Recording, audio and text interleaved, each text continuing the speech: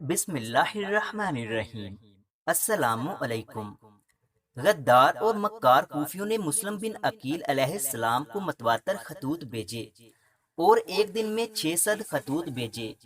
تمام کا مضمون یہی تھا کہ آپ ہمارے امام ہیں اور ہم بنی امیہ کے ظلم و ستم سے تنگ آ گئے ہیں۔ آپ سے گزارش ہے کہ ہم پر احسان کریں اور کوفہ آئیں تاکہ ہم سے بنی امیہ کا ظلم و ستم دور ہو جائے۔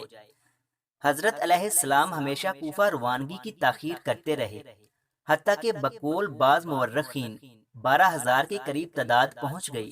حضرت نے تمام خطوط کو تھیلے میں ڈالا اور محفوظ کر لیا تاکہ کوئی سوال کرے کہ کوفہ کیوں آئے ہو تو اس کو دکھا سکیں کہ یہ کوفہ میں آمد کے اسباب ہیں اور یہ خطوط مدعا کے ثبوت کے لیے ہیں۔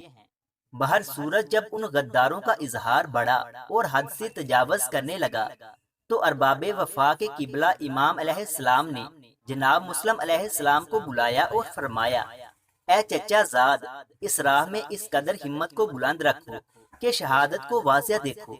چنانچہ آپ کے چہرے کی بشاشت سے معلوم ہوتا ہے یہ شہادت تمہارا مقدر ہے۔ گریہ سے حضرت علیہ السلام کا گال بھر گیا۔ پھر مسلم علیہ السلام کو آگے کیا اور گلے ملے۔ دونوں نے ایک دوسرے کے گلے میں باہیں ڈال دی۔ پھر امام حسین علیہ السلام اور مسلم بن عقیل علیہ السلام بہت روئے۔ دونوں ایسے روئے کہ جیسے بہار کے بادل کی برسات ہو۔ حضرت علیہ السلام کے اصحاب اور دیگر لوگ اس رونے سے بہت متاثر ہوئے اور وہ سب رونے لگے اور ماحول بڑا دکھی اور غمگین سا ہو گیا۔ مزید اس طرح کی اسلامک ویڈیوز اور سبق آموز کہانیاں دیکھنے کے لیے ہمارے یوٹیوب چینل علمی روم کو سبسکرائب لازمی کریں۔